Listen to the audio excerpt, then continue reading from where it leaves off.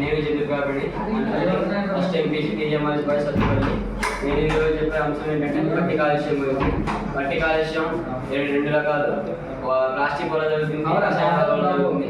Plastic వల్ల మనం చేసే ప్లాస్టిక్ కాలుష్యం ఏంటంటే మనం డైలీ చాలా రకాల ప్లాస్టిక్ వాడతాం. ఆ ప్లాస్టిక్ మొత్తం మనం తీసుకువెళ్ళి బయటపడేయడం వల్ల ప్లాస్టిక్ భూమిలోకి వెళ్ళి ఆ వెళ్ళిన దానికంటే అది కొన్ని సంవత్సరాల వరకు అది డీకంపోజ్ అవుతుంది. దానివల్ల ఏమో జరుగుతుందంటే ఆ 10 సంవత్సరాల వరకు ఏం జరుగుతుందంటే డీకంపోజ్ అవ్వకపోవడం వల్ల అది 10 times ఎక్కువ భూమికి కాలుష్యం చేస్తుంది. దానివల్ల భూమి చాలా రకంగా నష్టపోతుంది.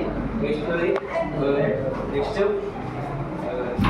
పెద్ద పెద్ద నగరాల్లో చూసుకుంటే చాలా కంపెనీ వల్ల చాలా ఫ్యాక్టరీస్ వల్ల అందులో వేస్ట్ అదన్నీ రావడం వల్ల వేస్ట్ మొత్తం భూమిలోకి పంపించడం వల్ల ఏం జరుగుతుందంటే ఆ వేస్ట్ మొత్తం కెమికల్స్ మొత్తం వెళ్ళి ఆ డేంజరస్ కెమికల్స్ మొత్తం వెళ్ళి వాటర్ అండర్గ్రౌండ్ వాటర్లో కలిసినాయి. ఆ వాటర్ ఒక దగ్గర నుంచి వేరే దగ్గరికి ఫ్లో అవ్వకుండా అక్కడ కాలుష్యం చేయడమే కాకుండా వేరే దగ్గరికి వెళ్ళి కూడా అక్కడ కూడా కాలుష్యం చేసి చాలా రకంగా భూమిని కాలుష్యం చేస్తున్నాయి. ఇంకా ఏంటంటే మనం రసాయనాలు వాడటం వల్ల పంటలు కూడా చాలా ఆ ప్రదేశంలో పంటలు పండినా అవి తినడానికి మంచి ఆహారంగా ఉండదు. మంచి ఆహారం ఈ ఆపడానికి మనం ఏం చేయాలంటే ప్లాస్టిక్ వాడడం తగ్గించాలి.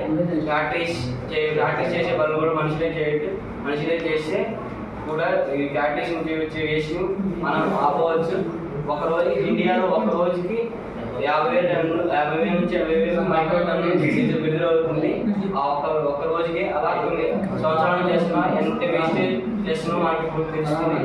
ఆ వేసే మనం ఇంకా అలాగే చేస్తే మన నాటి తరాలకి మనం బతికినట్టు కూడా మనం కనీసం 80,000 బతకపోతున్నాం. మన నాటి తరాలు కనీసం ఒక 50 బతకడానికి కూడా మనం వాళ్ళకి మంచి కాలుష్యం, మంచి భూమిని, మంచి నీటిని అందించలేకపోతే మనం బతికి కూడా వేసి.